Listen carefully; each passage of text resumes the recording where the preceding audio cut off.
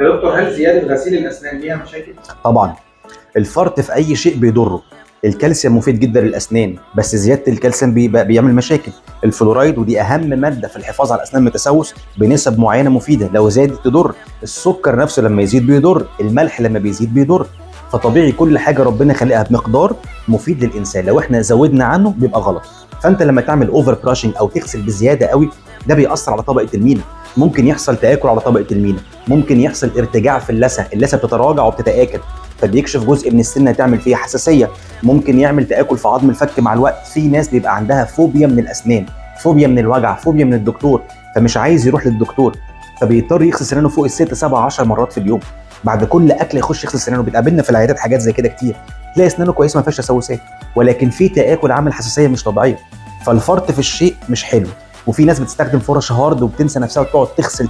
الموضوع مش كده خالص. الفكره احنا بنغسل مره الصبح ومره بالليل. لو قلقان شويه ممكن تزود غسيل السنان مره في النص او مرتين في النص، ونستخدم فرش سوفت خفيفه لو انت واحد مفرط في غسيل السنان. انما مش بالغسيل الزياده هو اللي يعالج السنان قوي.